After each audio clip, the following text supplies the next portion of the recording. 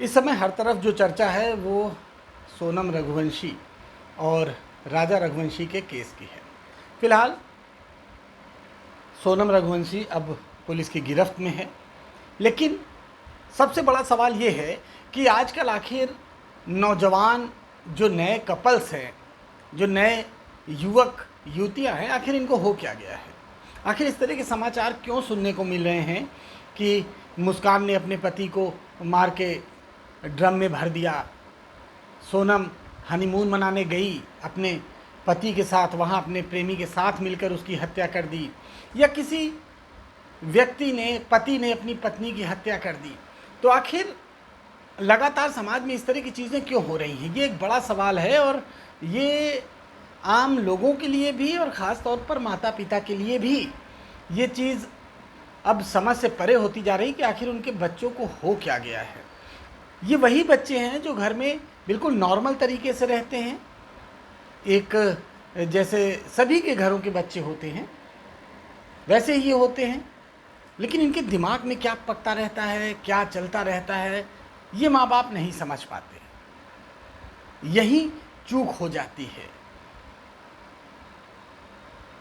नई उम्र में बढ़ते हुए बच्चों को जहाँ भी प्यार मिलता है वो उस ओर आकर्षित हो जाते हैं, वो उस ओर पूरी तरह से समर्पित हो जाते हैं। फिर उसको पाने के लिए वो कुछ भी प्रयास करते हैं, किसी भी तरह का कोई भी रिस्क लेने को तैयार होते हैं। हालांकि उनको अंजाम का पता नहीं रहता, उन्हें नहीं पता रहता कि अपराध चाहे कितना भी बड़ा, कितने भी शातिर तरीके से किया गया हो, कितनी भी प्रॉपर प्लानिंग से किया गया हो, लेकिन वो छुपता नहीं है।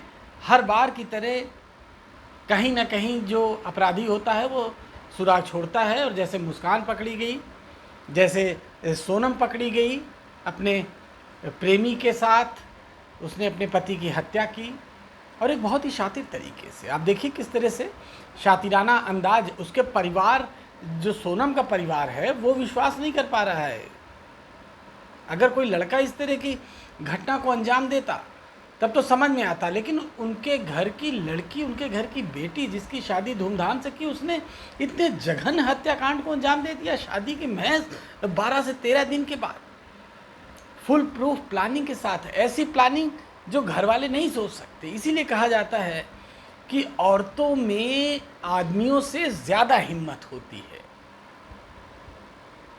आदमियों में उतनी हिम्मत नहीं होती। आदमी गुस्सा हो सकता है, बवाल कर सकता है, हंगामा कर सकता है, ईंट पत्थर फेंक सकता है, लेकिन इतनी हिम्मत किसी आदमी में नहीं होती जितनी हिम्मत आपने सोनम में देखी, जितनी हिम्मत का काम, जितनी शातिराना तरीके से मुस्कान ने किया।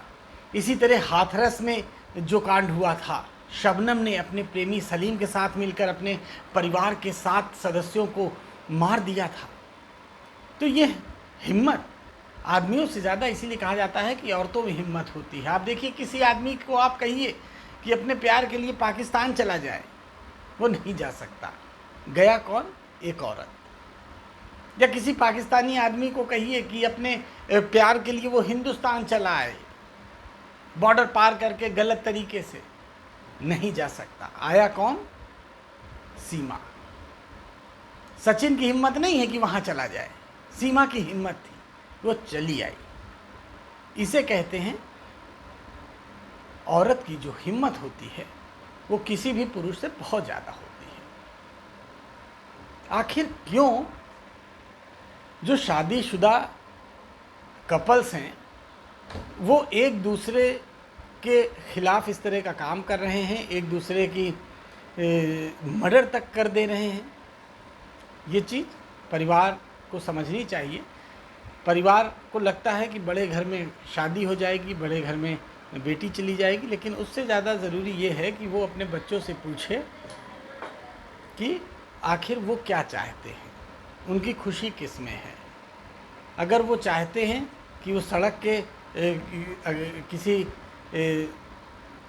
रिक्शे वाले से शादी करना कोई लड़की चाहती है तो बेशक कर दीजिए। अगर वो चाहती है कि कोई सफाई कर रहा है या सड़क पर भीख मांग रहा है, अगर वो उससे शादी करना चाहे तो कर दे, ज़बरदस्ती ना करें। कुछ दिन बाद अपने आप अक्ल आ जाएगी। लेकिन ज़बरदस्ती शादी करने का अंजाम क्या होता है कि राजा जैसे परिवार का अच्छा लड़का, उसकी हत्या हो जाती है, और राज कुशवाहा जैसे लोग ये पार्टिसिपेट करते हैं अपनी प्रेमिका के कहने पर हत्या में, और उसके बाद ये भी जेल चले जाते हैं। ये जिंदा तो रहते हैं, लेकिन मरता कौन है? वो व्यक्ति जिसको इन सब से कोई मतलब नहीं रहता, जिसको इस बारे में कुछ भी पता नहीं रहता। ऐसे लोग मारे जाते हैं, मासूम लोग। इसलिए अगर किसी लड़की का अफेयर, शादी करनी है, अफेयर चल रहा है और वो शादी करना चाहती है, चाहे वो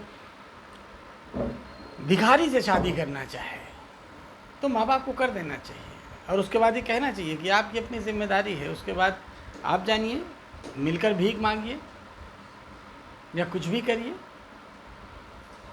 आप बालिग हैं, अपने तरीके से लाइफ बिताइए, लेकिन किसी और की ज़िंदगी मत ख़राब करिए अपनी बेटी की ज़िंदगी संवारने के लिए कि ज़बरदस्ती दबाव में आप शादी करा दें। उसके बाद फिर वही मुस्कान ने जिस तरह से छोटे छोटे पीसेस में करके नीले ड्रम में कर दिया, और वहाँ पर एक शिलांग में, मेघालय में जिस तरह से सोनम ने अपने ही पति की हत्या करवा दी शातिराना तरीके से, तो इस तरह का अंजाम ना हो, इसके लिए बिल्कुल खुला छोड़ दीजिए।